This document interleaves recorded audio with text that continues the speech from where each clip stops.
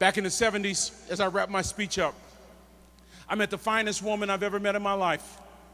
Back in my day, we'd have called her a brick house. We got some in here tonight. And she was fine. Y'all know what I'm talking about when I say fine? Brother couldn't even talk. Usually you can talk to a woman, hey, how you doing? But when a woman is so fine, sometimes all you can say is, and I mean fine. And I met her after a football game. Now, back in the 70s, ladies like quarterbacks and running backs and wide receivers. Any quarterbacks in here, running backs and wide receivers? Raise your hand, say hey.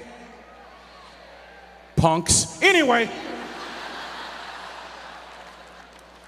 we go to this dance, and I introduce myself to her, and she gives me her phone number. First woman in college to give me her real phone number. I called Pizza Hut so many times, they knew my name. So the next day I called the number, asked her on a date to Baskin Robbins ice cream parlor. I'm so nervous, I ate all 31 flavors of ice cream. Go on a second date, a third date, a fourth date, we start dating. My buddies to this day can't believe it. We start going together. We went together a year, 2 years, 3 years, 4 years. By now, Trina is a senior in college. I'm a freshman, but I got a plan, all right? And so finally, I asked her to marry me, and to my shock, she said yes. I marry the finest woman I have ever met. We get married, we have a couple of children, our lives are great. Years into our marriage, she finds a lump in her breast. It's diagnosed as breast cancer, and 6 years after that diagnosis, me and my two little boys walk up to mommy's casket and say goodbye.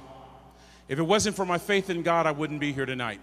If it wasn't for my family, I wouldn't have made it. My friends, I wouldn't have made it. But I'm grateful to be here tonight. And this is why I tell you that story.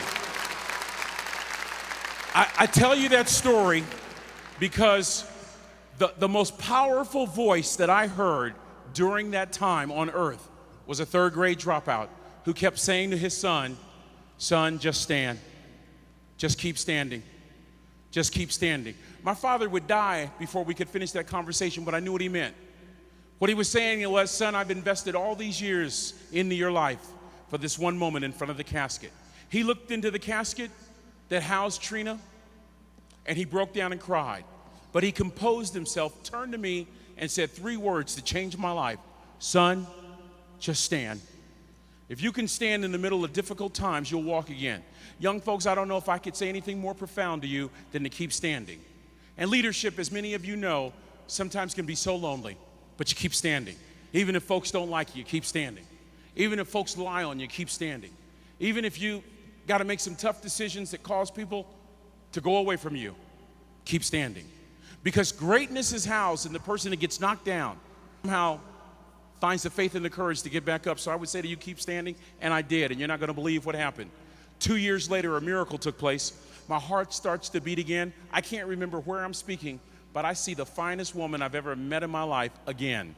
And right after Janet and I were married, she adopted my little boys, fulfilling Trina's last wish that her babies not go through life without a mommy. I kept standing, and guess what I experienced? 8 years ago, on the morning of my birthday, the nurse handed me our third son, Zachary. 7 years ago, the nurse handed me our fourth son, Joshua. I've been busy standing the last couple of years, and it feels awfully good, let me tell you. But this is what I've come to say. And with this, I'll say goodnight to you. This is what I've come to say. Just days before Trina passed away, she gave me the best motivational speech in one sentence I've ever heard in my life. By now, no hair because of chemotherapy or tummy pooched out because of a liver no longer working.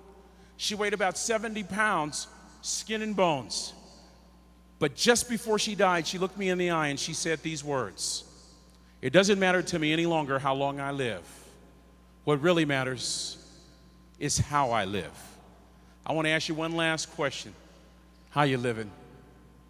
Not where do you live, not how much do your parents make, not what do you drive, but how you living? How you living? Because how you live will determine how you lead, and how you lead will determine your impact that you make. Here's how I hope and pray that y'all are living. I pray that you're not judging folks. I pray that you're helping people, that you're kind to people. I pray that you're outworking everybody with a kind of winning mentality that exudes excellence. Here's how I hope you're living. I hope you're telling the truth. I hope you're thinking the best of people. I hope you're doing what you say you're going to do. I hope that the values of your parents and your grandparents and your ag teachers are so close to you, you can't go anywhere without them. For when you live like that, you'll leave a legacy. When you live like that, your influence will grow. In essence, when you live that kind of life, you'll make an impact. An impact. You just won't make an impression, but everywhere you go, you'll make an impact. An impact. An impact. An impact. You'll make an impact and not just an impression. May God bless y'all. Go forth from here. Give them all you got, FFA.